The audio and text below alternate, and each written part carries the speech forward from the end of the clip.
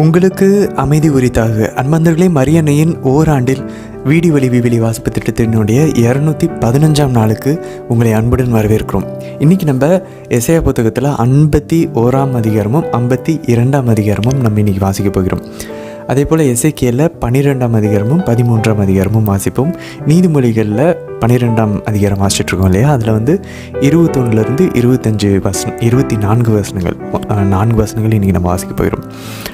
நண்பர்களே, எசேயா புத்தகம் நம்ம ஏற்கனவே பார்த்தோம், இது ஒரு 5வது நற்செய்தியை போல். அப்போ இன்றைக்கி பாருங்கள், நற்செய்தியில் எப்படி ஆண்டவருடைய பணிகள் இருக்கும், ஆண்டவருடைய போதனைகள் இருக்கும். அதுக்கப்புறம் அது கடைசியாக நற்செய்தியாளர்கள் எல்லாருமே ரொம்ப முக்கியத்துவம் எதுக்கு கொடுத்துருக்காங்க? ஆண்டவருடைய பாடுகளுக்கு. அதுக்கப்புறம் அவருடைய உயிர்ப்பு கூட ஓகே, அது அந்த ஒரு கடைசி ஒரு சில அதிகாரங்கள் முடிச்சிட்டாங்க. மெயினாக எல்லா நற்செய்தியாளர்களுமே அவங்களுடைய ஆண்டவருடைய பாடுகளை அவ்வளோ அழகாக விவரிச்சிருக்காங்க. அப்படி இருந்துமே ஒரு சில விஷயங்கள் நற்செய்தியாளர்கள் ஆண்டவருடைய அந்த டைமில் அவருடைய மனசு எப்படி இருந்திருக்கும், அவரை பற்றின அந்த விவரங்கள் அவர் எப்படி பார்க்க இருந்திருப்பார், இதெல்லாம் நற்செய்தியில் அந்தளவுக்கு குறிப்பிடப்படல. அவருடைய பாடுகளை பற்றி பேசியிருக்காங்க. பட் இன்றைக்கி பாருங்கள் நண்பர்களே, எசேயா இறைவாக்கினர் ஆண்டவருக்கு 750 வருஷம் முன்னாடி கிமு 750களில் வாழ்ந்த எசேயா இறைவாக்கினர் அந்த துன்புறு ஊழியரை பற்றி சொல்லும்போது ஆண்டவருடைய பாடுகளை, அதனால தான் பாருங்களேன் அது 5வது நற்செய்தின்னு சொல்கிறோம். அந்த அளவுக்கு ஆண்டவருடைய பாடுகள் எப்படி இருந்திருக்கும்னு இன்றைக்கி நம்ம இன்னிலேருந்து ஆரம்பிப்போம். ஃபுல்லாக ஏற்கனவே நம்ம நேற்றே வாசித்தோம், ஆண்டவருடைய பாடுகள் துவங்கிருச்சு. ஸோ இன்னிலேருந்து நிறைய அந்த ஊழியருக்கு வரக்கூடிய துன்பங்கள் பாருங்கள், அவரை ஆட்சிப்படுத்துறதை பற்றியும் இருக்கும், அதே நேரத்தில் அவரை துன்புறுவதை பற்றி இருக்கும். ஸோ எசேயா புத்தகத்தில் பார்த்தோன்னா இந்த ஒரு ஆண் குழந்தை பிறக்கிறது, அந்த முதல் பகுதியில் அதை பார்த்துட்டு இருப்போம். 2ஆம் பகுதியில் அந்த ஆண் குழந்தை ஒரு ஊழியராக இருப்பார், அந்த ஊழியர் துன்புறுவார். ஸோ எசேயா இறைவாக்கினர் அப்படின்னா ஒரு குழந்தை, ஒரு ஊழியன், இது நமக்கு ஞாபகம் வரணும். எசேக்கியேல் இறைவாக்கினர் அப்படின்னா நமக்கு மெயினாக ஞாபகம் வர வேண்டியது அவருடைய ஆவியை ஊற்றுவது, எல்லா மக்களினங்களையும் ஒன்றாக சேர்ப்பது, கோவிலை பற்றின அந்த நியூ டெம்பிள், ஆண்டவர் இயேசுவின் உடல் தான் இந்த கோவில், நம்மளுடைய உடல் தான் அந்த கோவில், இந்த திருச்சபை தான் அந்த கோவில். ஸோ ஒரு புதிய கோவிலை பற்றின அந்த ஒரு விஷயங்களையும் நம்ம எசேக்கியேல். ஸோ எசேக்கியேல்னால் புதிய கோவில், எசேயா இறைவாக்கினர்னா ஒரு ஆண் குழந்தை, ஆண்டவருடைய ஊழியர், ஆண்டவருடைய பணியாளர். ஸோ இதுதான் நமக்கு ஞாபகம் வரணும் அன்பாந்தவர்களே. சரி, இன்றைக்கி 51வது அதிகாரத்துலேயும் 52ஆம் அதிகாரத்துலையும் எசேயா புத்தகத்தில் ஆண்டவருடைய மக்கள் இருக்கக்கூடிய ஆசீர்வாதங்களை பற்றி நிறைய விஷயங்களை இன்றைக்கி நம்ம பார்க்க போகிறோம். குறிப்பாக மாதாவை பற்றியும் ஆண்டவர் இயேசுவை பற்றியும் நிறைய இறைவாக்குகளை இன்றைக்கி நம்ம எசேயா புத்தகத்தில் வாசிக்க போகிறோம் நண்பர்களே. அது மட்டும் இல்லை, அந்த 7வது அந்த கடைசி துன்புறும் அந்த ஊழியரை பற்றின இறைவாக்குகளை இன்றைக்கி 52லேருந்து ஆரம்பிப்போம். நாளைக்கு 53வது அதிகாரத்துலேயும் வாசிப்போம்.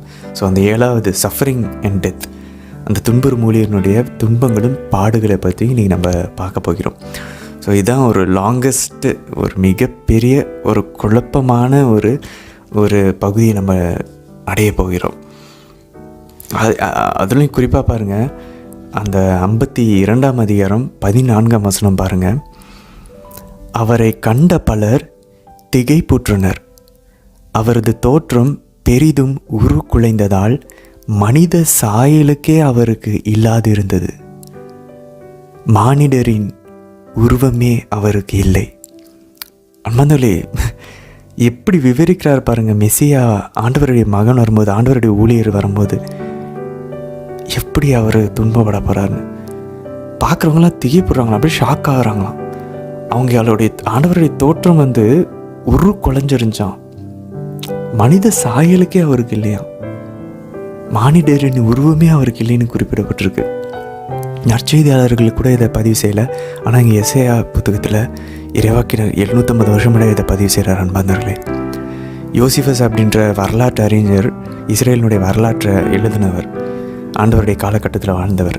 He is a historian. பைபிளுக்கு வெளியே இந்த சிலுவை மரணம் அவ்வளோ கொடூரமாக இருக்குமா, சதையை அடித்து கிழிஞ்சு தொங்குமா. நம்ம பேஷன் ஆஃப் த கிரைஸ்ட் படத்தில் பார்க்குறது உண்மை, அதை விட இன்னும் கொடூரமாக இருந்திருக்கும்னு சொல்கிறாங்க இந்த வரலாற்று அறிஞர். இந்த வரலாற்று அறிஞரை எல்லாருமே ஏற்றுக்கொள்கிறார்கள், ஜோசிஃபஸ் அப்படின்னு சொல்லி நீங்கள் இணையதளத்தில் கூட டைப் பண்ணி பாருங்கள். ஸோ அவர் அந்தளவுக்கு துன்பப்பட்டிருக்கிறத நம்ம வாசிப்போம். ஸோ இதை நம்ம முடிஞ்சளவு இன்றைக்கி வாசிக்க கேட்கும்போது அதை கொஞ்சம் ஆண்டவர் மேலே இருக்கக்கூடிய அன்போட பயபக்தியோட அதை ஒரு ப்ரேயர்ஃபுல்லாக கவனிக்க நம்ம இன்னும் கொஞ்சம் முயற்சிப்போம் அன்பார்ந்தவர்களே. ஸோ தொடர்ந்து நம்ம வந்து புதிய படைப்பு, புதிய விடுதலை பயணம், புதிய ஒரு அரசாட்சி, நியூ கிங்டம், இந்த தீம்ஸ் எல்லாம், இந்த விஷயங்கள்லாம் இன்றைக்கி எசேயா புத்தகத்தில் தொடர்வதை நம்ம பார்ப்போம். அது மட்டும் இல்லை, ஆண்டவர் அந்த ஊழியனை உடன்படிக்கையாகவும் கொடுக்கறத இன்றைக்கி நம்ம பார்ப்போம். பாருங்கள், திரும்ப பழைய ஏற்பாடு நமக்கு தாவீதின் உடன்படிக்கை எல்லாமே, ஆபிரகாமின் உடன்படிக்கை எல்லாமே வரவிருக்கக்கூடிய புதிய உடன்படிக்கைக்கு ஒரு ஒரு ஒரு டெம்பரரியாக தற்காலிகமான ஒரு முன்னடையாளம் தான். வரவிருக்கக்கூடிய ஒரு புதிய உடன்படிக்கையை பற்றி பேசுவார். அந்த உடன்படிக்கை யார்? அந்த ஊழியன் தான் அந்த உடன்படிக்கையே. எவ்வளோ பவர்ஃபுல்லாக இருக்குது பாருங்கள் அன்பர்களே. இவ்வளோ விஷயங்கள் நமக்கு தெரியல பாருங்கள். ஆண்டவர் எவ்வளோ அழகாக முன்குறிக்கப்பட்டிருக்காரு பழைய ஏற்பாட்டில். பழைய ஏற்பாடு இல்லைன்னா புதிய ஏற்பாடை நம்ம புரிஞ்சிக்கவே முடியாது. அதுக்கப்புறம் பாருங்கள், அடுத்த செக்ஷனில் நம்ம வந்து என்ன பார்க்க போகிறோம் இந்த எசேக்கியேல் புத்தகத்தில் அப்படின்னு சொல்லி பார்த்தோன்னா, எசேக்கியேல் புத்தகத்தில் நம்ம வந்து இன்னொரு பகுதியை துவங்க போகிறோம். நம்ம நல்லா ஞாபகம் வச்சுக்கணும், மொத்தம் 4 பகுதிகள் இருக்கிறது. முதல் பகுதி வரைக்கும் நம்ம என்ன பார்ப்போம்? எருசலேமினுடைய அழிவை பற்றி நம்ம பார்க்க போகிறோம். ஸோ எசேக்கியேலை வந்து நாடு கடத்தி பாபிலோனுக்கு கொண்டு வந்துட்டாங்க. நமக்கு நன்றாக தெரியும், 3 முறை நாடு கடத்தப்பட்டார்கள். அந்த 3ஆவது முறை டோட்டலாக எருசலேம் கோயில் எல்லாத்தையும் இடித்து தரைமட்டமாக்குனாங்க. ஸோ அந்த நிகழ்வு இன்னும் நடக்கலை. எசேக்கியேல் வந்துட்டார், நாடு கடத்தப்பட்டுட்டார் எசேக்கியேல் இறைவாக்கினர். இப்போ அவர் வந்து இந்த முதல் 24 அதிகாரங்கள் எசேக்கியேல் புத்தகத்தில் எருசலேமுக்கு நிகராக போகிற அந்த கொடூரமான டோட்டல் நாடு கடத்தலை பற்றி, முழுமையான நாடு கடத்தலை பற்றி பேசுவார். ஸோ அதை தான் நம்ம வந்து முதல் பகுதியில் பார்ப்போம். அதுக்கப்புறம் 25லேருந்து 32 எல்லா இனத்தாருக்கு எதிரான இறைவாக்குகளை பார்ப்போம். அதான் 2வது பகுதி. 25-32 மறந்துடக்கூடாது. 3வது பகுதி 33லேருந்து 39 வந்து அவர் வந்து எருசலேமினுடைய அந்த அழிவை பற்றி அவர் திரும்ப பேசுவார். ஸோ ஃபஸ்ட்டு 24 பகுதிகள் எருசலேம் அழிவுக்கு முன்பதாக நடக்க போகிறத பற்றி சொல்வார். இந்த 3ஆம் பகுதியில் எருசலேம் அழிவுக்கு பின்னாடி அதை பற்றி ஆண்டவர் கூறக்கூடிய இறைவாக்குகள் இருக்கும். 33லேருந்து 39. அதுக்கப்புறம் 40லேருந்து 48 அந்த கோவிலினுடைய காட்சி, புதிய கோவிலினுடைய அந்த டெம்பிள் விஷயம் நம்ம பார்ப்போம். ஸோ இன்றைக்கி நம்ம இன்னும் முதல் பகுதியில் தான் தொடர்ந்து கொண்டிருக்கிறோம். ஸோ இன்றைக்கி நம்ம 12லேருந்து 13 இந்த அதிகாரங்களை நம்ம வாசிக்கும் போது, இந்த நாடு கடத்தப்பட்டவர் போல் அவரை வந்து உடை அணிந்து கொள்ள சொல்வார் எசேக்கியேலை. நீ நாடு கடத்தப்பட்டவர் போல் போகணும். அன்பர்களே, வரலாற்று அறிஞர்களும் இறையியல் அறிஞர்களும் சொல்கிறாங்க, நாடு கடத்தப்படும் போது மக்கள் நிர்வாணமாக அழைத்து செல்லப்பட்டார்களாம். ஸோ பாசிபிளாக, அதனால தான் பாருங்கள் எஸ்ஐயா 20ஆம் அதிகாரத்தில் வாசித்தோம். எஸ்ஐயா வாக்கினரையும் ஆண்டவர் 3 வருஷங்கள் ஆடை இல்லாமல் ஏன் நடக்க சொன்னார்? ஏன்னா மக்கள் அப்படி தான் நாடு கடத்தப்பட போகிறார்கள். எல்லாருமே எவ்வளோ கொடூரமாக இருக்குது பாருங்கள். நாடு கடத்தலைன்னா சும்மா இல்லை.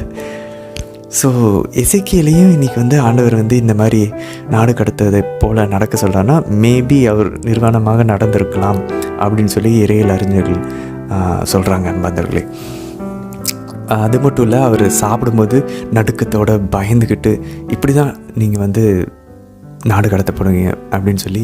அப்போ பாருங்களேன், ஒரு இறைவாக்கினர் ஒரு வாழும் ஒரு அடையாளமாக இருக்கணும், ஒரு முன் உதாரணமாக இருக்கணும்.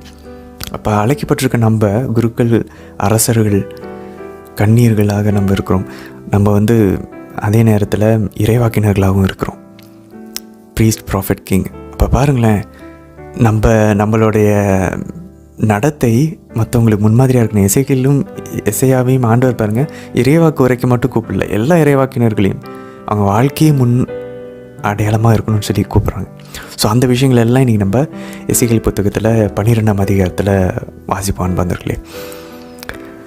13ஆம் அதிகாரத்தில் என்ன பார்க்க போகிறோம் எசேக்கியேல் அப்படின்னு சொல்லி பார்த்தோன்னா, இது முடிஞ்சதுக்கப்புறம் அவங்களுடைய பாவங்களுக்காக அவங்க படக்கூடிய துன்பங்கள், அந்த கஷ்டங்கள், ஸோ இது எல்லாமே ஆண்டவர் வந்து உருவகமாக எசேக்கியேல் மூலியமாக காட்டப்போகிறார்.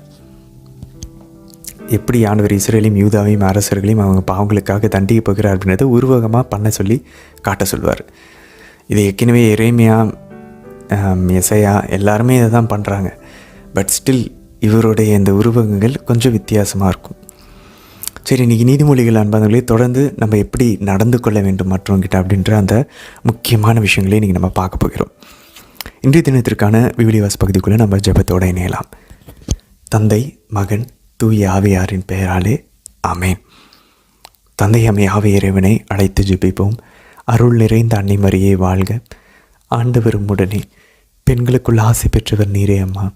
உம்முடைய திருவயிற்றின் கனியாகி இயேசு கிறிஸ்துவும் ஆசை பெற்றவரே. புனித அன்னை மரியே, இறைவனின் தாயே, பாவிகளாய் இருக்கிற எங்களுக்காக இப்பொழுதும் எங்கள் இறப்பின் வேலையிலும் வேண்டிக் கொள்ளும் அம்மா. ஆமேன். சுதனாகிய ஆண்டவர் இயேசுவை அழைத்து ஜெபிப்போம்.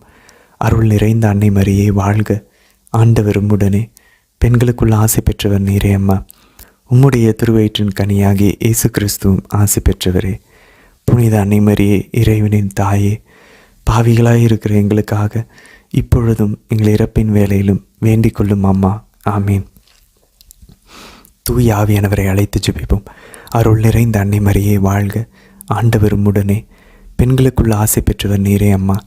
உம்முடைய திருவயிற்றின் கனியாகி இயேசு கிறிஸ்துவும் ஆசை பெற்றவரே. புனித அன்னை மரியே, இறைவனின் தாயே, பாவிகளாய் இருக்கிற எங்களுக்காக இப்பொழுதும் எங்கள் இறப்பின் வேலையிலும் வேண்டிக் கொள்ளும் அம்மா. ஆமேன். எசாயா ஆகமம் அதிகாரம் 51. விடுதலையை நாடுவோரே, ஆண்டவரை தேடுவோரே, எனக்கு செவி கொடுங்கள். நீங்கள் எந்த பாறையினின்று செதுக்கப்பட்டீர்களோ, எந்த குழியினின்று தோண்டப்பட்டீர்களோ அதை நோக்குங்கள். உங்கள் தந்தை ஆபிரகாமையும் உங்களை பெற்றெடுத்த சாராவையும் நினைத்து பாருங்கள். தனியனாயிருந்த அவனை அழைத்தேன், அவனுக்கு ஆசி வழங்கி பெரும் திரளாக்கினேன்.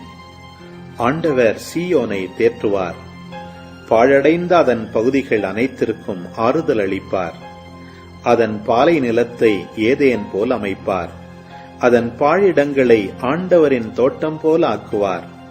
மகிழ்ச்சியும் அக்களிப்பும் அதில் காணப்படும். நன்றி பாடலும் புகழ்ச்சி பண்ணும் அங்கே ஒலிக்கும். என் மக்களே, நான் சொல்வதை கேளுங்கள். என் இனமே, எனக்கு செவி கொடு. ஏனெனில் திருச்சட்டம் என்னிடமிருந்து புறப்பட்டு செல்லும். என் நீதி மக்களினங்களுக்கு ஒளியாக திகழும். நான் அளிக்கும் விடுதலை அண்மையில் உள்ளது. நான் வழங்கும் மீட்பு வெளிப்பட்டுவிட்டது. என் புயங்கள் மக்களினங்கள் மேல் ஆட்சி செலுத்தும். என் கைவன்மை மீது அவை நம்பிக்கை கொள்ளும். வானத்தை நோக்கி கண்களை உயர்த்துங்கள். கீழே மண்ணுலகை உற்று நோக்குங்கள். ஏனெனில் வானம் புகையென மறைந்து போம், மண்ணுலகம் உடையென நைந்து போம். அதில் வாழ்வோர் விட்டிலென மடிவர். என் மீட்போ என்றென்றும் நிலைக்கும். என் விடுதலைக்கு முடிவே இராது. நேர்மைதனை அறிந்தோரே, என் சட்டத்தை இதயத்தே தாங்கும் மக்களினத்தாரே, எனக்கு செவி கொடுங்கள். மானிடரின் நிந்தைக்கு அஞ்சாதீர்கள். அவர்தம் இழிசொல் கேட்டு கலங்காதீர்கள். ஏனெனில் பொட்டுப்பூச்சி அவர்களை ஆடையென தின்றழிக்கும். அரிப்புழு அவர்களை ஆட்டு மயிரென அரித்தொழிக்கும். நான் அளிக்கும் விடுதலையோ என்றென்றும் நிலைக்கும். நான் வழங்கும் மீட்போ தலைமுறை தோறும் நீடிக்கும். விழித்தெழு, விழித்தெழு, ஆண்டவரின் புயமே, ஆற்றலை அணிந்து கொள். பண்டைய நாள்களிலும் முந்தைய தலைமுறைகளிலும் செய்தது போல் விழித்தெழு. ராக்காபை துண்டு துண்டாக வெட்டியதும் பறவை நாகத்தை ஊடுருவ குத்தியதும் நீ அன்றோ? பேராழ நீர்த்திரளாம் கடலை வற்றச் செய்து ஆழப்பகுதிகளில் பாதை அமைத்து மீட்கப்பட்டோரை கடக்கச் செய்ததும் நீயே அன்றோ? ஆண்டவரால் மீட்கப்பட்டோர் திரும்பி வருவர். மகிழ்ந்து பாடிக்கொண்டே சீயோனுக்கு வருவர். முடிவில்லா மகிழ்ச்சி அவர்கள் தலைமேல் தங்கும். அக்களிப்பும் அகமகிழ்ச்சியும் அடைவர். துயரமும் பெருமூச்சும் ஒழிந்து போம். உங்களுக்கு ஆறுதல் வழங்குபவர் நானேதான். மடிந்து போகும் மனிதருக்கும் புல்லென மாயும் மானிடருக்கும் நீ அஞ்சுவது ஏன்? உன்னை உருவாக்கிய ஆண்டவரை நீ ஏன் மறந்துவிட்டாய்? வானங்களை விரித்து பரப்பியவரும் மண்ணுலகிற்கு அடித்தளமிட்டவரும் அவர் அன்றோ? உன்னை ஒடுக்கி அழித்துவிட முயன்றவன் சீற்றத்தை முன்னிட்டு நீ ஏன் எந்நாளும் ஓய்வின்றி நடுங்குகிறாய்? உன்னை ஒடுக்கியவனின் சினம் எங்கே? கூனி குறுகியவன் விரைவில் விடுதலை பெறுவான். அவன் குழியில் செத்து வீழ்வதில்லை. அவனுக்கு உணவு இல்லாமற் போகாது. உன் கடவுளாகிய ஆண்டவர் நானே. கடலை கலக்கி அலைகளை கொந்தளிக்கச் செய்பவர் நானே. படைகளின் ஆண்டவர் என்பது அவர்தம் பெயராம். நான் வானங்களை விரித்து பரப்பினேன். மண்ணுலகிற்கு அடித்தளம் அமைத்தேன். சீயோனை நோக்கி நீ என் மக்கள் என்றேன். என் சொற்களை உன் நாவில் அருளினேன். என் கை நிழலில் உன்னை மறைத்துக் கொண்டேன். விழித்தெழு, விழித்தெழு, ஆண்டவர் கையினின்று சினக்கிண்ணத்தை குடித்தவளே. மதியை மயக்கும் அக்கிண்ணத்தை அடிமண்டி வரை குடித்தவளே. எருசலேமே, எழுந்து நில். அவள் பெற்றெடுத்த புதல்வருள் அவளுக்கு வழிகாட்டுவார் எவரும் இல்லை. அவள் வளர்த்துவிட்ட ஆண் மக்களுள் அவளுக்கு கை கொடுப்பார் யாரும் இல்லை. இருவகை தீங்குகள் உனக்கு நேரிட்டன. உனக்காக புலம்பி அழுபவன் எவன்? வீழ்ச்சி, அழிவு, பஞ்சம், வாழ் இவை உன்னை வாட்டின. யார் உன்னை தேற்றுவார்? உன் பிள்ளைகள் மயக்கமுற்றனர். வலையில் சிக்கிய கலைமான் போல் அவர்கள் ஒவ்வொரு தெருமுனையிலும் வீழ்ந்து கிடக்கின்றனர். ஆண்டவரின் சினத்திற்கும் உன் கடவுளின் கண்டிப்புக்கும் உள்ளாயினர். ஆதலால் சிறுமையுற்றவளே, திராட்சரசம் இன்றியே குடிவெறி கொண்டவளே, இதை கேள். தம் மக்கள் சார்பாக வழக்காடும் உன் கடவுளாகிய ஆண்டவர் உன் தலைவர் கூறுவது இதுவே. இதோ உன்னை மதிமயக்கும் கிண்ணத்தை உன் கையினின்றும் அகற்றிவிட்டேன். என் சின கிண்ணத்தினின்று நீ இனி குடிக்கவே மாட்டாய். அக்கிண்ணத்தை உன்னை ஒடுக்கினோர் கையில் திணிப்பேன். நாங்கள் கடந்து செல்வதற்கு நீ முகங்குப்புற விழுந்து கிட என்று அவர்கள் உன்னிடம் சொன்னார்களே. உன் முதுகை அவர்கள் தரையாகவும் கடந்து செல்வோருக்கு தெருவாகவும் மாற்றினார்களே. எசாயா ஆகமம் அதிகாரம் 52. விழித்தெழு, விழித்தெழு சீயோனே, உன் ஆற்றலை அணிந்து கொள். திருநகர் எருசலேமே, உன் அழகுறு ஆடைகளை அணிந்து கொள். விருத்த சேதனம் செய்யாதவனும் தீட்டுப்பட்டவனும் உன்னிடையே இனி வரவே மாட்டான். சிறைப்பட்ட எருசலேமே, புழுதியை தட்டிவிட்டு எழுந்து நில். அடிமையாக்கப்பட்ட மகள் சீயோனே, உன் கழுத்தில் உள்ள கட்டுகளை அவிழ்த்துவிடு. ஆண்டவர் கூறுவது இதுவே. விலையின்றி விற்கப்பட்டீர்கள், பணமின்றி மீட்கப்படுவீர்கள். ஆண்டவராகிய என் தலைவர் கூறுவது இதுவே. முன்னாளில் என் மக்கள் தங்கி வாழ்வதற்கு எகிப்திற்கு சென்றார்கள். அசீரியன் காரணம் எதுவுமின்றி அவர்களை ஒடுக்கினான். இப்பொழுது எனக்கு இங்கே என்ன இருக்கிறது என்கிறார் ஆண்டவர். ஈட்டுத் தொகை செலுத்தாது என் மக்கள் இழுத்துச் செல்லப்பட்டார்கள். அவர்களை ஆளுவோர் தற்பெருமை பேசுகின்றனர். எந்நாளும் இடைவிடாது என் பெயர் இகழப்படுகின்றது என்கிறார் ஆண்டவர். ஆதலால் என் மக்கள் எனது பெயரை அறிந்து கொள்வார்கள். இதை சொல்லுகிறவர் நானே என்பதை அந்நாளில் உணர்ந்து கொள்வார்கள். இதோ நான் இங்கே இருக்கின்றேன். நற்செய்தியை அறிவிக்கவும், நல்வாழ்வை பலப்படுத்தவும், நலம் தரும் செய்தியை உரைக்கவும், விடுதலையை பறைசாற்றவும், சீயோனை நோக்கி உன் கடவுள் அரசாளுகின்றார் என்று கூறவும், வருவோனின் பாதங்கள் மலைகள் மேல் எத்துணை அழகாயிருக்கின்றன. இதோ உன் சாமக்காவலர் குரல் எழுப்புகின்றனர். அவர்கள் அக்களித்து ஒருங்கே ஆரவாரம் செய்கின்றனர். ஆண்டவர் சீயோனுக்கு திரும்பி வருவதை அவர்கள் தம் கண்களாலேயே காண்பர். எருசலேமின் பாழிடங்களே, ஒருங்கே ஆர்ப்பரித்து பாடுங்கள். ஆண்டவர் தம் மக்களுக்கு ஆறுதல் அளித்துள்ளார். எருசலேமுக்கு மீட்பு வழங்கியுள்ளார். பிற இனத்தார் அனைவரின் கண்களும் காண ஆண்டவர் தம் தூய புயத்தினை திறந்து காட்டியுள்ளார். மண்ணுலகின் எல்லைகள் யாவும் நம் கடவுள் அளிக்கும் மீட்பை காணும். திரும்பிச் செல்லுங்கள், திரும்பிச் செல்லுங்கள், அங்கிருந்து வெளியேறுங்கள். தீட்டானதை தொடாதீர்கள். ஆண்டவரின் கலங்களை ஏந்திச் செல்வோரே, அந்நாட்டினின்று வெளியேறுங்கள். உங்களையும் தூய்மைப்படுத்திக் கொள்ளுங்கள். நீங்கள் அவசரப்பட்டு வெளியேறப் போவதில்லை, தப்பியோடுவது போல் செல்வதும் இல்லை. ஏனெனில் ஆண்டவர் உங்கள் முன்னே செல்வார், இஸ்ராயேலின் கடவுள் உங்கள் பின்னே பாதுகாப்பாயிருப்பார். இதோ என் ஊழியர் சிறப்படைவார், அவர் மேன்மைப்படுத்தப்பட்டு உயர்த்தப்பட்டு பெரிதும் ஆட்சியுறுவார். அவரை கண்ட பலர் திகைப்புற்றனர்.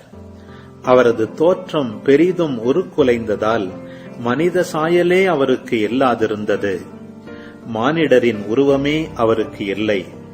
அவ்வாறே அவர் பல பிற இனத்தாரை அதிர்ச்சிக்குள்ளாக்குவார். அரசர்களும் அவரை முன்னிட்டு வாய்ப்பொத்தி நிற்பர். ஏனெனில் தங்களுக்கு சொல்லப்படாததை அவர்கள் காண்பர், தாங்கள் கேள்விப்படாததை அவர்கள் புரிந்து கொள்வர். எசேக்கியேல் ஆகமம் அதிகாரம் 12. ஆண்டவரின் வாக்கு எனக்கு அருளப்பட்டது. மானிடா, கலகம் செய்யும் வீட்டாரிடையே நீ வாழ்கின்றாய். காண கண்கள் இருந்தும் அவர்கள் காண்பதில்லை, கேட்கச் செவிகள் இருந்தும் அவர்கள் கேட்பதில்லை. ஏனெனில் அவர்கள் கலகம் செய்யும் வீட்டார். மானிடா, நீயோ நாடு கடத்தப்படும் ஒருவர் போல் பொருள்களை தயார் செய்து கொண்டு அவர்கள் கண்ணெதிரே பகல் நேரத்தில் புறப்படு. உன் உறைவிடத்திலிருந்து வேறோர் இடத்திற்கு அவர்கள் கண்ணெதிரே நாடு கடத்தப்படுபவர் போல் வெளியேறு. கலகம் செய்யும் வீட்டாராக இருப்பினும் ஒருவேளை அவர்கள் அதை கண்டுணரலாம். நாடு கடத்தப்படும் ஒருவர் போல் அவர்கள் கண்ணெதிரே பகல் நேரத்தில் உன் பொருள்களை எடுத்து வை. மாலை வேளையில் அவர்கள் கண்ணெதிரே நாடு கடத்தப்படுபவர் போல் புறப்படு. அவர்கள் கண்முன்னே சுவரில் துளையிட்டு அதன் வழியாய் அவற்றை வெளிக்கொணர்வாய். அவர்கள் கண்முன்னே அவற்றை தோள் மேல் வைத்து இருள் சூழ்ந்ததும் வெளியே தூக்கிச் செல். நிலத்தை பார்க்காதபடி உன் முகத்தை மூடிக்கொள். ஏனெனில் இஸ்ராயேல் வீட்டாருக்கு உன்னை ஓர் அடையாளமாக வைத்திருக்கிறேன். எனக்கு கட்டளையிட்டபடியே நான் செய்தேன்.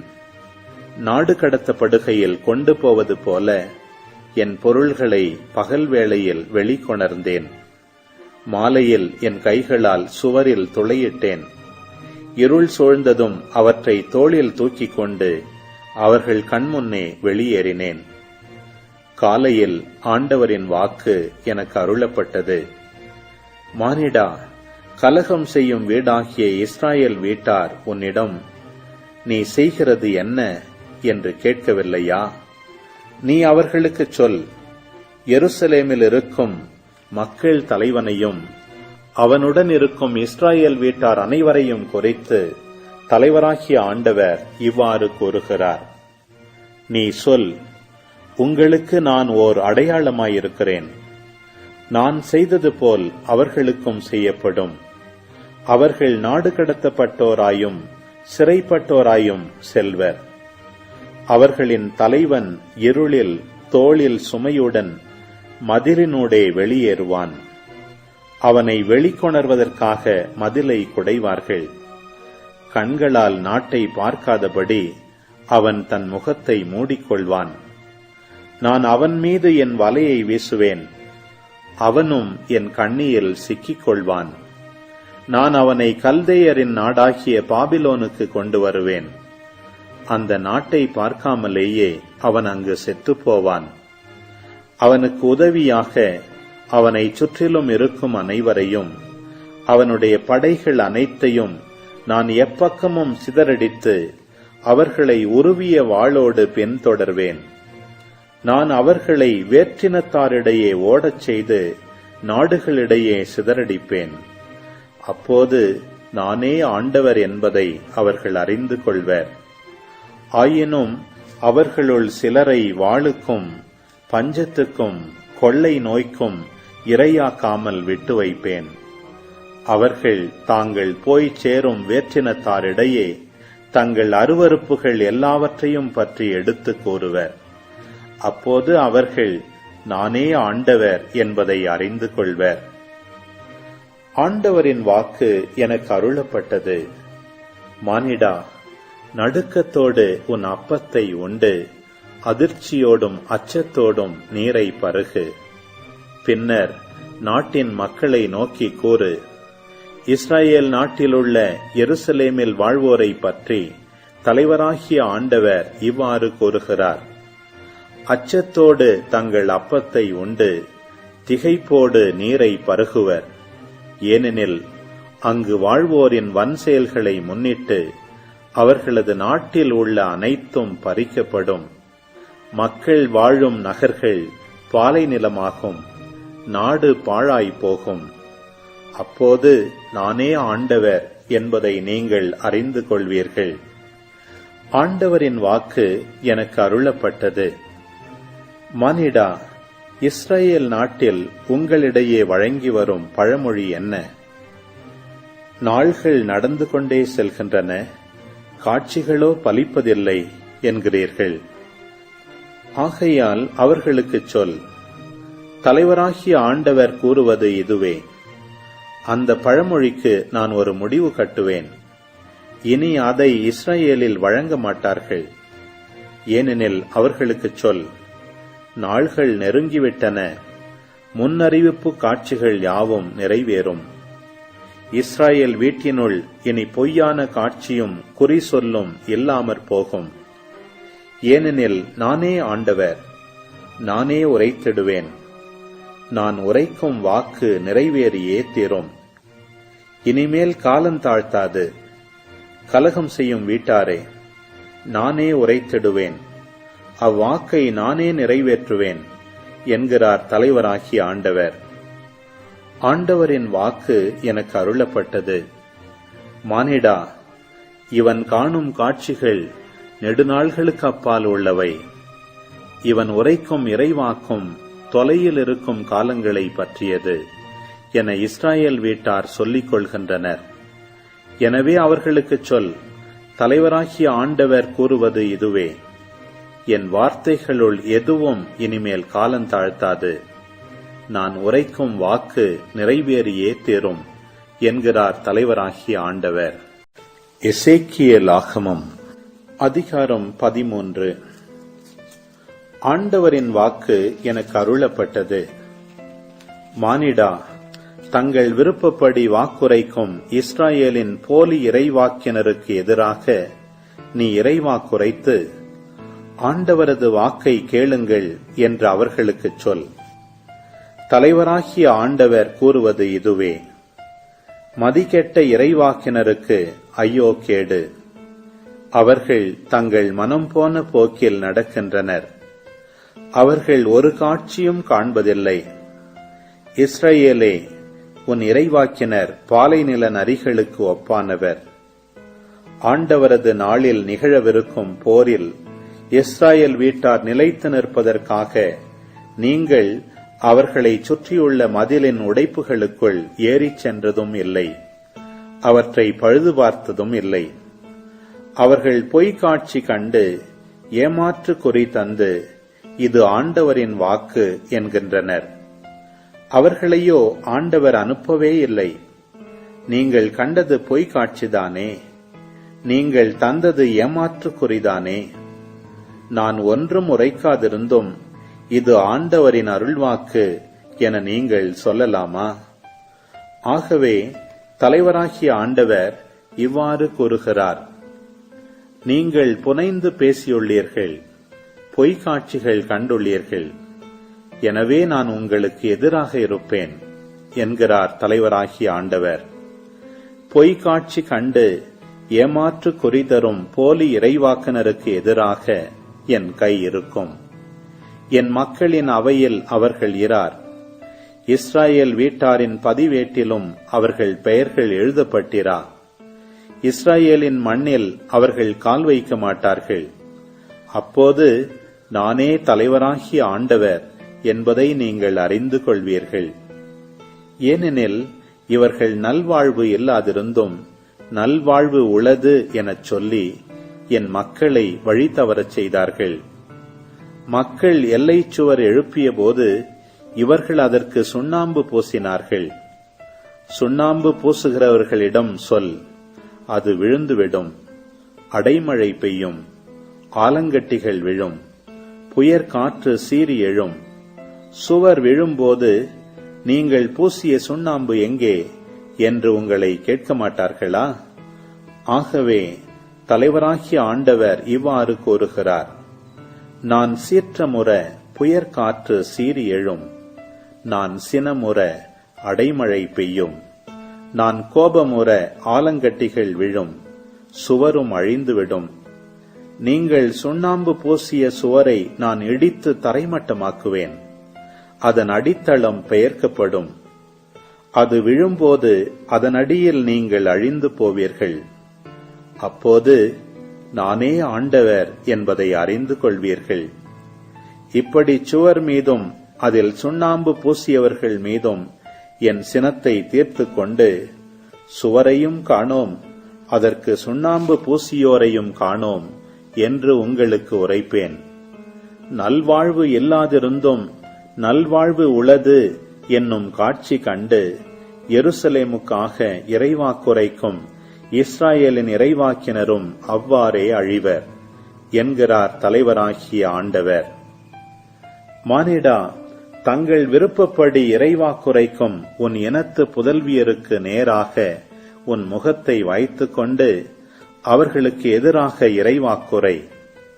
நீ சொல், தலைவராகிய ஆண்டவர் கூறுவது இதுவே: உயிர்களை வேட்டையாடுவதற்காக அனைவரின் கைகளிலும் மணிக்கட்டை சுற்றி காப்பு கயிறுகள் பின்னி, ஒவ்வொருவர் உயரத்திற்கும் ஏற்ப தலைக்கு முக்காடு செய்வோர்க்கு ஐயோ கேடு.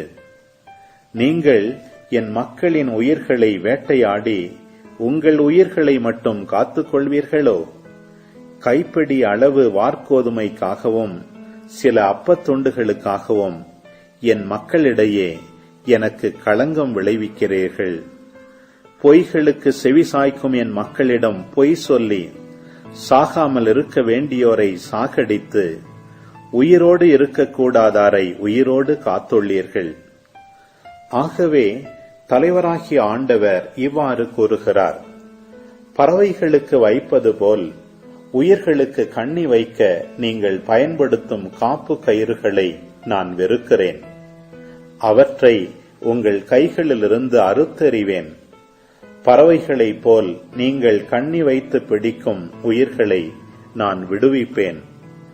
உங்கள் முக்காடுகளையும் கிழித்தெறிந்து என் மக்களை உங்கள் கைகளினின்று விடுவிப்பேன்.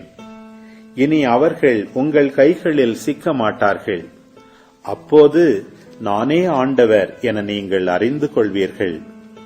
நான் தளரச் செய்யாத நேர்மையாளனின் இதயத்தை நீங்கள் வஞ்சகமாய் தளரச் செய்தீர்கள்.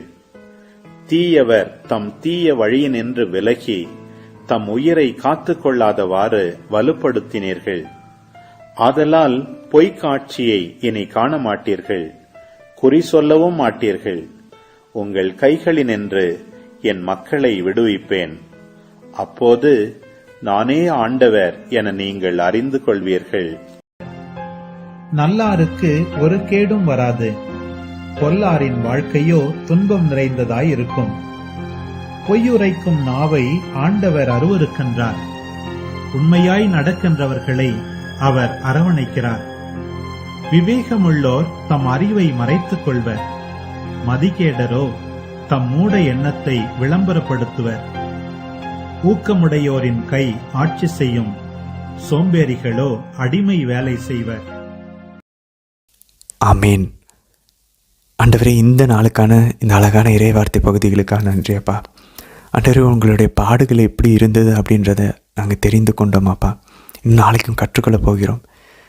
உங்களுடைய பாடுகளை நாங்கள் பயபக்தியோட, அன்போட, நொறுங்கின உள்ளத்தோட, ஒரு மனம் திரும்ப வேண்டும்ன்ற உள்ளத்தோட அதை தியானிக்க எங்களுக்கு அருள் தாரும் ஆண்டவரே. எங்களுக்காக நீங்கள் உருக்குலைஞ்சிங்க அப்பா, எங்களுக்கு உருவம் கொடுப்பதற்கு, எங்களை திரும்பவும் தந்தையின் சாயலை மாற்றுவதற்கு நீங்கள் உங்களுடைய உருவை நீங்கள் இழந்தீங்க. மனித உருவை எடுத்து அதை நீங்கள் உருக்குலைஞ்சு எங்களுக்கு மனித உருவை, முழுமையான தந்தையினுடைய அந்த உருவை எங்களுக்கு கொடுத்தீங்க அப்பா. அதற்காக நன்றி. அம்மா, சியோனுக்கு எல்லாரும் திரும்பி வருவாங்கன்னு சொல்கிறாங்கம்மா. நாங்கள் உங்களுக்கிட்ட திரும்பி வந்து நீங்கள் எங்களை கூட்டிக் கொண்டு உங்கள் முக்காட்டுக்குள்ளே மறைத்து கொண்டு கூட்டிகிட்டு போய் ஆண்டவருடைய காயங்களில் எங்களை மறைத்து கொள்ளுமாம்மா. ஆண்டவருடைய காயங்களுக்குள்ளே எங்களை பாதுகாத்தரலும். நாங்கள் பாவம் செய்யாமல் பரிசுத்தமாக வாழ்ந்து இந்த வாழ்க்கையை சந்தோஷமாக வாழ்ந்து முழு நினைவோட அமைதியோடு வாழ்ந்து ஆசீர்வாதங்களோட துன்பங்களுக்கு மத்தியிலையும் சந்தோஷமாக இருக்கக்கூடிய உள்ளத்தை எங்களுக்கு தந்தரலுமாம்மா. தந்தை, மகன், தூய ஆவியாரின் பெயராலே ஆமென். மந்தில் இன்னைக்கு 51ஆம் அதிகாரத்தில் பாருங்கள், நீங்கள் எந்த பாறை நின்று செதுக்கப்பட்டீர்களோ, எந்த குழி நின்று தோண்டப்பட்டீர்களோ அதை நோக்குங்கள். மந்தில் அந்த பாறை எது பாருங்கள். 2ஆம் வசனத்தில் உங்கள் தந்தை ஆபிரகாமையும் உங்களை பெற்றெடுத்த சாராவையும் நினைத்து பாருங்கள். ஸோ ஆண்டவர் என்ன சொல்கிறாரு, உங்களுடைய பாறை, நீங்கள் எந்த குழியிலேருந்து தோண்டப்பட்டீங்க, பாறை யார், அந்த குழி யார், ஆபிரகாமும் அந்த சாராவும். பட் நமக்கு நன்றாக தெரியும், புனித பவுல் கூறுகிறார், விசுவசிக்கிற நம்ம எல்லாருமே ஆபிரகாமினுடைய வித்து தான். நம்ம யாருடைய பிள்ளைங்க, விண்ணக தந்தையினுடைய பிள்ளைகள், விண்ணக தாய் தேவ மாதாவினுடைய புதிய எருசலேம், புதிய சீயோனாகி தேவ மாதாவின் பிள்ளைகள் நம்ம. அவள் பாருங்க அன்பர்களே, நம்ம விசுவாசத்தோட ஞானஸ்நானம் பெற்று ஆண்டவர் இயேசுவோடு இணைஞ்சு ஸ்டேட் ஆஃப் கிரேஸ் இல்லை பாவம் செய்யாமல் அருள் நிலையில் வாழும்போது நம்ம ஆண்டவர் இயேசுவின் உடலாக இருக்கிறோம். அப்போ நம்ம எல்லாருமே இஸ்ரேலோடு சேர்றோம், புதிய இஸ்ரேலாகி ஆண்டவர் இயேசுவோட. எவ்வளோ அழகாக இருக்குது பாருங்களேன். அப்போ நம்ம யாரை நோக்கணுமா, அந்த பாறையாகி ஆண்டவர் இயேசுவையும் அந்த குழியிலிருந்து வெட்டப்பட்டு எடுத்த நம்ம மாதாவையும் நோக்கணும். ஸோ ரெண்டுமே இருக்குது பாருங்கள். அதனால தான் பாருங்கள், நம்ம டிவோஷன் வந்து ஆண்டவர் இயேசுக்கு வைக்கிறோம், கடவுளுக்கு மூவர் இறைவனுக்கு வைக்கிறோம், மாதாவுக்கு நம்ம கொண்டிருக்கிறோம். ஏன்னா அவங்க தாய்கிட்டையும் டிவோஷன் வேணும், தந்தைக்கிட்டையும் நமக்கு பக்தி வேண்டும். எவ்வளோ அழகாக இருக்குது பாருங்களேன். அதுக்கப்புறம் பாருங்கள் 3-6 வசனங்கள் அந்த புதிய படைப்பை பற்றி ஆண்டவர் பேசுகிறார் பாருங்கள். ஆண்டவர் சியோனை தேற்றுவார், பாழடைந்த அதன் பகுதிகளை அனைத்திற்கும் ஆறுதல் அளிப்பார், அதன் பாலை நிலத்தை ஏதேனை போல அமைப்பார். பார்த்திங்களா நண்பர்களே, புதிய ஒரு படைப்பை கொண்டு வரப்போகிறார். அதன் பாலிடங்கள் ஆண்டவரின் தோட்டம் போல ஆகும், மகிழ்ச்சியும் அக்களிப்பையும் அதில் காணப்படும், நன்றி பாடலும் மகிழ்ச்சியும் பண்ணும் அங்கே ஒலிக்கும். அன்பர்களே, அதனால தான் பாருங்களேன், மாதாவுக்கு வந்து மங்கள வார்த்தை கூறப்பட்டப்போ, அந்த கபிரியேல் வந்ததுன்னு சொன்னப்போ மாதா அதுக்கப்புறம் பாருங்களேன் போயிட்டு எலிசபெத் அம்மாள் வீட்டில் பாடுறாங்க, என் ஆன்மா ஆண்டவரே. ஏன்னா பாடணும். மீட்பு இந்த உலகத்துக்கு வரும்போது இந்த உலகத்தினுடைய ரெஸ்பான்ஸ் பதில் வரை மகிழ்ச்சி பண்ணிசைத்து பாட வேண்டும், நன்றி பாடலை பாடணும், மகிழ்ச்சியும் அக்களிப்பும் அங்கே காணப்படணும். அதை தான் மாதா அங்கே நிறைவேற்றுறாங்க, இந்த வசனத்தை மாதா அங்கே நிறைவேற்றுறாங்க. அப்போ மாதா பாருங்கள், அதனால தான் இப்படி மேக்ஸ்மிலியன் கோல்பே கூறுவார், மாதா ஒரு ஷீ இஸ் எ பேரடைஸ், மாதா ஒரு தனி ஏதேன் தோட்டம். கடவுளுக்காகவே ஆண்டவர் அவருக்காகவே உருவாக்கின அந்த தோட்டம். அந்த தோட்டத்தை, அந்த புதிய ஏதேன் தோட்டத்தை பாருங்கள். பழைய ஆதாம் எங்கேருந்து எடுக்கப்பட்டார், ஏதேன்லேருந்து மண் எடுத்து ஆண்டவர் அந்த பழைய ஆதாமை உருவாக்கினார். புதிய ஏதேனாகிய மாதாவில் இருந்தால் புதிய ஆதாமுக்கு உடலும் இரத்தமும் பெறுகிறோம். புதிய ஆதாம் யார், ஆண்டவர் இயேசு. அப்போ அவருக்காகவே உருவாக்கப்பட்ட அந்த ஏதேன் தோட்டத்தை அவருக்காகவே வச்சுக்காம சிலுவையில் இருந்து அதை நமக்காக கொடுத்தார். அதனால தான் பாருங்கள், மாதாவை நம்ம இந்தளவுக்கு வந்து அவங்கள ஒரு புதிய ஏதேனா, புதிய ஏவாளா, புதிய சாராவா, புதிய எருசலேமா, புதிய சீயோனாக நம்ம கொண்டாடுகிறோம். இவ்வளோ பக்தி ஏன்னா அது கடவுளுடைய பிளான். 51ஆம் அதிகாரத்தில் 4ஆம் வசனம் பாருங்கள். ஏனெனில் திருச்சட்டம் என்னிடமிருந்தே புறப்பட்டு செல்லும், என் நீதி மக்களினங்களுக்கு ஒளியாக திகழும். பாருங்களேன், சியோன்லேருந்து திருச்சட்டம் புறப்பட்டதுன்னு சொல்லி நம்ம எஸ்ஐ 2 வாசித்தோம். இப்போ எஸ்ஐ 51 ஆண்டவரிடமிருந்து திருச்சட்டம் புறப்படுது. கரெக்டு தானே? மகன் எங்கிருந்து ஜனிப்பித்தார், தந்தையிடமிருந்து ஜனிப்பித்தார், மாதாவிடமிருந்து ஜனிப்பித்தார். அப்போ சியோன்லேருந்து திருச்சட்டம், அந்த ஆண்டவர், அந்த தோரா இறைவார்த்தை புறப்படும், தந்தையிடமிருந்து புறப்படும், மாதாவிடமிருந்து புறப்படும். எவ்வளோ அழகாக இருக்குது பாருங்கள் அன்பானவர்களே. அதனால தான் பாறையிலிருந்தும் அந்த தோண்டப்பட்ட குழி ரெண்டையுமே நம்ம விட்டு நோக்கணும். பாறை ஆண்டவர் இயேசு, உயர்த்தப்பட்ட சிலுவையில் இருக்கக்கூடிய அந்த ஆண்டவர் இயேசு. அந்த குழி யார், தெய்வமாதா. அங்கேருந்து நம்ம தோண்டப்பட்டோம். அதுக்கப்புறம் 5ஆம் வசனம் பாருங்கள், நான் அளிக்கும் விடுதலை அண்மையில் உள்ளது, நான் வழங்கும் மீட்பு வெளிப்பட்டு விட்டது, என் புயங்கள் மக்களினங்கள் மேல் ஆட்சி செலுத்தும், என் கைவன்மை மீது அவை நம்பிக்கை கொள்ளும். அம்மாதிரி இங்கே பாருங்களேன், அவர் அளிக்கக்கூடிய விடுதலை வரும்போது, அது நடந்தும்போது அவருடைய புயங்கள் மக்களின் மீது ஆட்சி செலுத்தும். அதனால தான் அவங்களுடைய புயத்தை அவரது வல்லமையின் கரத்தினால், அவர் தம் கரத்தின் வல்லமையை காட்டினார்னு சொல்லி மாதா பாடுறாங்க. ஸோ விடுதலை வரும்போது அவரோட கை, ஏன்னா அந்த கையை வச்சு தான் முதல் விடுதலை இஸ்ரேல் மக்களுக்கு கொடுத்தார், அந்த விடுதலை பயணம். ஸோ இங்கே ஒரு புதிய விடுதலை பயணம். அதே போல் பாருங்கள், 52ஆம் அதிகாரம் 10ஆம் வசனத்திலையும் நீங்கள் நம்ம வாசித்தோம், பிறையினத்தார் அனைவரின் கண்களும் காண ஆண்டவர் தம் தூய புயத்தினை சிறந்து காட்டினார். எவ்வளோ அழகாக இருக்கு பாருங்கள், மண்ணுலகின் எல்லைகள் யாவும் தம் கடவுள் அளிக்கும் மீட்பை காணும். மாதா இதை தான் காட்டுறாங்க, மாதா இதை தான் அவங்களோட பாடலில் பாடுறாங்க. அவர் பாருங்கள், பிறையினத்தார் அனைவரும் அவர்களுடைய கண்கள் காண ஆண்டவர் தம் தூய புயத்தினை சிறந்து காட்டியுள்ளார். அதுதான் மாதப்படுறாங்க, அவருடைய கரத்தின் வலிமையை எனக்கு காமிச்சிட்டார். எப்படி காட்டினார்? பழைய ஏற்பாட்டில் மக்களை அந்த வனாந்தரத்தில் பாலைவனத்தில் தண்ணீரை கொடுத்தாரு, செங்கடலை பிறந்தார், அந்த 10 கொள்ளை நோய்களை அனுப்பினார். ஓகே, அதெல்லாம் பழைய ஏற்பாடு. புதிய உடன்படிக்கையில் எப்படி ஆண்டவர் விடுதலையை கொண்டு வந்தார் நமக்கு? மாதாவிடம் காட்டினார்.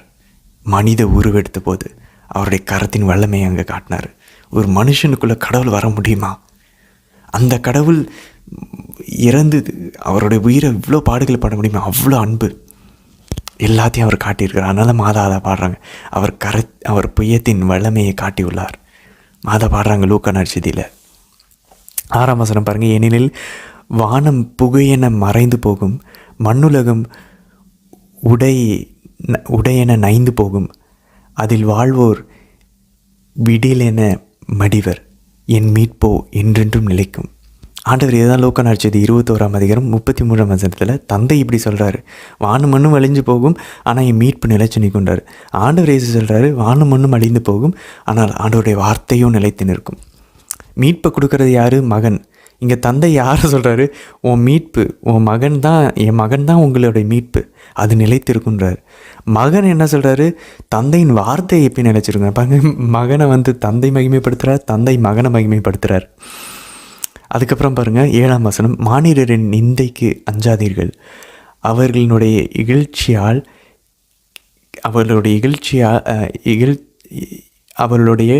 இழிச்சொல்லை கேட்டு கலங்காதீர்கள் அப்படின்றாங்க. இதுதான் நம்ம மார்க் 10ஆம் அதிகாரம் 22ஆம் வசனம், மத்தேயு 10ஆம் அதிகாரம் 22ஆம் வசனம், மார்க் 13, லூக்கா 21, இதில் எல்லாத்துலேயும் ஆண்டவர் தான் சொல்கிறார், என் பொருட்டு நீங்கள் துன்புறுத்தப்படுவீர்கள், இகழப்படுவீர்கள், ஆனால் இறுதி வரை நிலைத்து நின்றீங்கன்னா நீங்கள் விடுதலை பெறுவீங்க அப்படின்னு ஆண்டவர் சொல்கிறார்.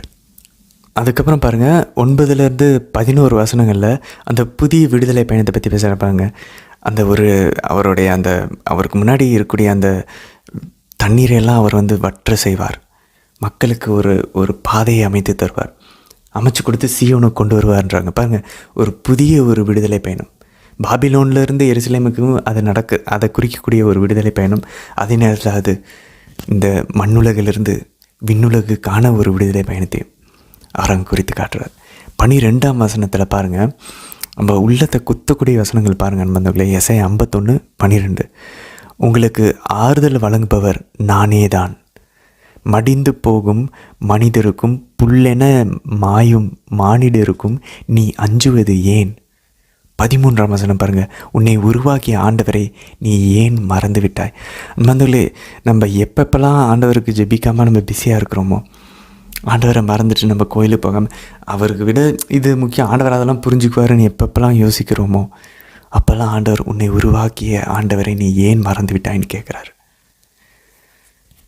14ஆம் வசனம் பாருங்கள், கூனி குறுகியவன் விரைவில் விடுதலை பெறுவான், அவன் குழியில் செத்து வீழ்வதில்லை, அவனுக்கு உணவு இல்லாமல் போகாது. அன்பர்களை பாருங்களேன், எசேயா இறைவாக்கினர் அப்போவே, யாருக்குமே இந்த நிலைவாழ்வை பற்றிலாம் அந்தளவுக்கு தெரியவே இல்லை. எசேயா இறைவாக்கினர் அப்போவே அவருடைய இறைவாக்குகளை ஆண்டவர் அழகாக வெளிப்படுத்தியிருக்காப்பாங்க. 2 விஷயம் பாருங்கள். ஒன்று, அவன் செத்து மடிய மாட்டான், குழியில் நிலைவாழ்வு இருக்கும், ரிசர்வேஷன் உண்டு, உயிர்த்தெழுதல் உண்டுன்னு பாருங்கள். நற்செய்தி தான் இது. யாரால் சொல்ல முடியும்? ரெண்டாவது பாருங்கள், அவனுக்கு உணவு இல்லாமல் ஏன் சாவை பற்றி உணவை பற்றி பேசுகிறேன்? ஏன்னா இது ரெண்டுக்கும் லிங்க் இருக்குது. அந்த அழியாத அந்த உணவாகிய அப்பமாகிய ஆண்டவர் இயேசுவை நற்கருணையில் நம்ம உண்ணும் போது ஆண்டவர் என்ன சொல்கிறார்? யோவான் நற்செய்தியில் 6ஆம் அதிகாரத்தில், என் உடலை உண்டு என் இரத்தத்தை குடிப்பவர்களுக்கு சாவே வராது, அவர்கள் என்றும் ஆழ்வார்கள், அவர்கள் இறுதி நாளில் உயிர் தெளிச்சுவேன். அப்போ இந்த ஒரு உணவுக்கும் அந்த உயிர் தெழுதலுக்கும் குழியில் அவன் விழுந்து கிடக்காமல் இருக்கிறதுக்கும் தொடர்பு இருக்கிறத இங்கே எசையா புத்தகத்தில் பார்க்குறோம். நற்கருணை எங்கெங்கெல்லாம் இருக்குது பாருங்கள் நண்பர்களே. 17ஆம் வசனம் 22ஆம் வசனத்துலையும் பாருங்களேன், அவர் கிண்ணத்தை பற்றி பேசுகிறார். ஆண்டவர் கை நின்று சின கிண்ணத்தை குடித்தவளே, ஏன் சின கிண்ணத்தினின்று நீ இனி என் சின கிண்ணத்தினின்று நீ இனிமேல் குடிக்க மாட்டாய். ஸோ ஆண்டவர் நான் அதை அகற்றி விடுவேன் அப்படின்றாரு. அதை அகற்றி யார்கிட்ட கொடுத்தாரு? மத்தேயு 26:39 வாசிக்கிறோம், என் தந்தையின் கிண்ணத்திலிருந்து நான் பருக மாட்டேனா. யோவான் 18:11 நம்ம வாசிக்கிறோம், ஆண்டவர் ஒரு கிண்ணத்திலேருந்து குடிக்கப் போகிறார் நமக்காக. அது அதோட மட்டும் முடியல. புனித பவுல் கூறுகிறார் கொலோசியரில், ஆண்டவர் கூட சேர்ந்து நம்மளும் குடிக்கணும். புனித பேதுரு சொல்கிறார், அவர் பாடுகளைப்பட்டு அந்த சின்னத்தின் கிண்ணத்திலேருந்து குடித்து நமக்கு முன்மாதிரி விட்டு போயிருக்கிறார். அதை நாமும் பின்பற்ற வேண்டும். ஏன்னா அந்த விழுந்து போன இயல்பு நம்ம உடம்புல இருக்கு பாருங்கள், அந்த கிண்ணத்துலேருந்து நம்ம குடித்து நம்ம உடலை கட்டுப்படுத்தணும், உடலை வருத்த வேண்டும்.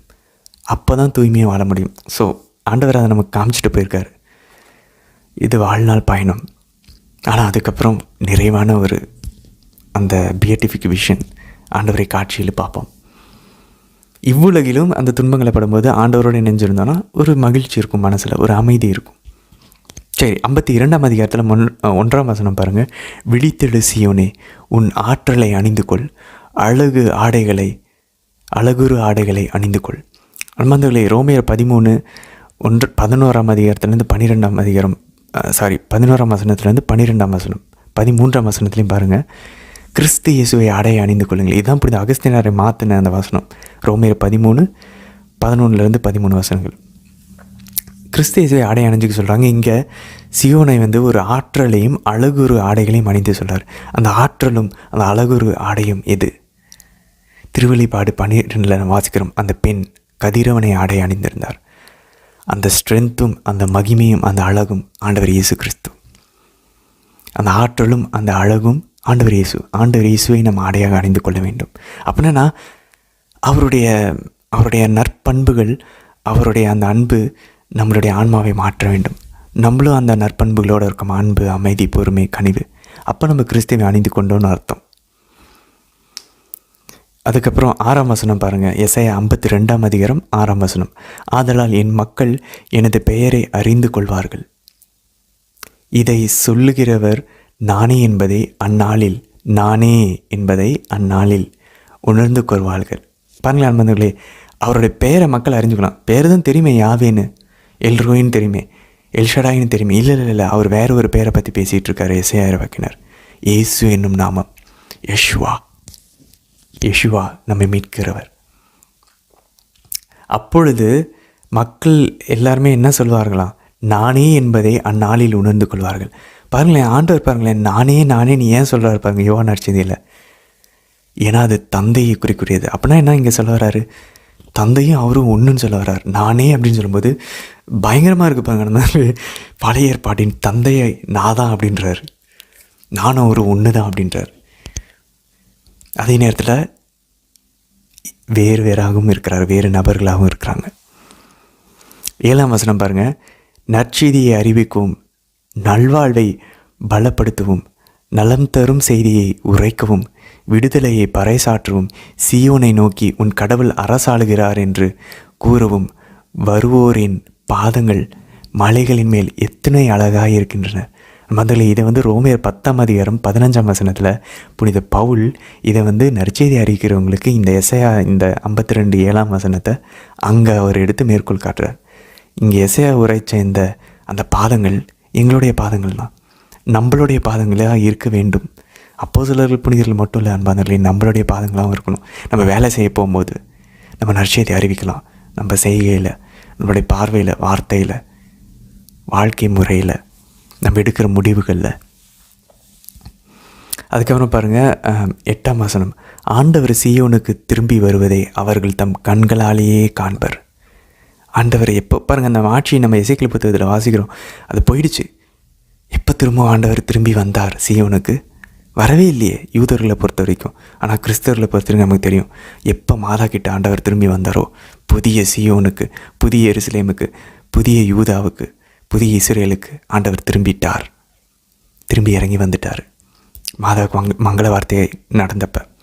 திரும்ப பாருங்கள் அன்பந்தங்களை, ஏற்கனவே 51ஆம் வசனத்தில் பாடின மாதிரி என்னுடைய மீட்பு, என்னுடைய விடுதலை வரும்போது பாடுங்க. ஆண்டவர் அதை தான் எதிர்பார்க்குறாரு. மாதா அதனால பாடுறாங்க. அதனால சக்கரையா அங்கே பாடுறாரு. அவர் எதுக்கு பாடுறாரு? ஸ்நாபகரில் பிறந்ததுக்காக. லூக்கா நற்செய்தியில் மாதா ஏன் பாடுறாங்க? உண்மையிலேயே ஆண்டவரே வந்ததுக்காக பாடுறாங்க. பாருங்கள் 9ஆம் வசனத்தில், எருசலேமின் பால் இடங்களே ஒருங்கே ஆர்ப்பரித்து பாடுங்கள். ஏன்? ஏன்னா எருசலேமுக்கு மீட்பு வழங்கியுள்ளார். எவ்வளோ அழகாக இருக்குது பாருங்கள் அந்த வசனம். அதனால தான் மாதா பாடணும். 52ஆம் அதிகாரத்தில் 13ஆம் வசனம் பாருங்கள், புதிய ஒரு அரசாட்சி. இதோ என் ஊழியர் சிறப்படைவார், அவர் மேன்மைப்படுத்தப்பட்டு உயர்த்தப்பட்டு பெரிதும் மாற்றி வருவார். அந்த பாருங்களேன், அவரோட ஊழியர் சிறப்படைவார், மேன்மைப்படுத்தப்படுவார், உயர்த்தப்படும் போது மாற்றி வருவார். என்ன உயர்த்தப்பட்டு மாற்றி வருவார்? ஆண்டவர் இயேசு சொல்கிறாரு, மானிட மகன் உயர்த்தப்படும் போது 2 உயர்த்தப்பட்டது நடந்துச்சு. ஒன்று சிலுவையில் உயர்த்தப்பட்டதுனால தான் அவர் மரணத்திலிருந்து உயர்த்தப்பட்டார். இது 2 நடக்குது. அப்போது ஆண்டவர் இயேசு மாற்றி வருவார். எவ்வளோ அழகாக இருக்குது பாருங்களேன். இதான் நிக்கதேமு கிட்ட ஆண்டவர் வந்து யோவான் நற்செய்தி 3ஆம் அதிகாரம் சொல்கிறார், மோசே எப்படி அந்த வெண்கல பாம்பை உயர்த்தினார், அதே போல் மானிட மகன் உயர்த்தப்படும் போது எல்லா மக்கள் இனங்களையும் அவர் பக்கம் ஈர்த்துக்கொள்வார். ஆண்டவர் சொல்கிறார் தெரியுமா, இஸ்ரேலின் எஞ்சியவர்களை எல்லாரையும், எல்லா பிறனத்தவர்களையும் நான் கூட்டி சேர்ப்பேன், பிறனத்தவர்களுக்கு ஒளியாக உன்னை நான் அனுப்புவேன்னு அந்த ஊழியர்கிட்ட சொல்கிறார் பாருங்கள். அது அங்கே நிறைவேறுது. ஆண்டவர் இயேசு உயர்த்தப்படும் போது எல்லாரும் பாருங்கள், நீங்கள் நம்ம சிலுவையை பார்த்து தான் அவர்கிட்ட வரோம், எனக்காக என் ஆண்டவர் உயிர் விட்டாரா அப்படின்னு சொல்லி. அதுக்கப்புறம் பாருங்கள் எசேக்கியேல் 12ஆம் அதிகாரத்தில் 27ஆம் வசனம் பாருங்கள், இவன் காணும் காட்சிகள் நெடுநாளுக்கு அப்பால் உள்ளவை, இவன் உரைக்கும் இறைவாக்குகள் தொலையில் இருக்கும் காலங்களை பற்றியது. தொலையில் இருக்கும் காலங்களை பற்றியது அப்படின்னாரு. அன்பர்களே, இந்த மக்கள் நம்ம சாத்தான் இல்லை, ஆதாமேவாளுக்கு அப்புறம் சாத்தான் வந்து யோபுல வந்தார். அதுக்கப்புறம் வந்து வேறு எங்கேயுமே சாத்தானை நம்ம பார்க்கல. ஆனால் அவனுடைய பேச்சுகள்லாம் பாருங்கள், மக்களுக்குள்ளே பூந்து எவ்வளோ அழகாக மனசில் பேசலாம் பாருங்கள். அவன் சொல்கிறதெல்லாம் இப்போ நடக்காது, அதெல்லாம் அப்புறம் பார்த்துக்கலாம், சாவு அப்புறம் வரும். இல்லை, ஒவ்வொரு நாளும் சாவுக்காக நம்ம தயாரிக்க வேண்டும். நாளைக்கு செத்தோன்னா எப்படி வாழ்வோம்? புனிதர்கள் அப்படி தான் வாழ்ந்தாங்க. அவங்க பக்கத்துலேயே மண்டையோடு வச்சுக்குவாங்க. ஏன்னா அதை பார்க்கும்போது அவங்களுக்கு it remains of their death, it remains of their temporary life. நம்ம வாழ்க்கை தற்காலிகமானது, இருக்கிற வரைக்கும் என்ஜாய் பண்ணுவோம். அதுக்கப்புறம் ஒன்றும் இல்லைன்னு நினைக்கிறவங்க தான் என்ஜாய் பண்ணுவாங்க.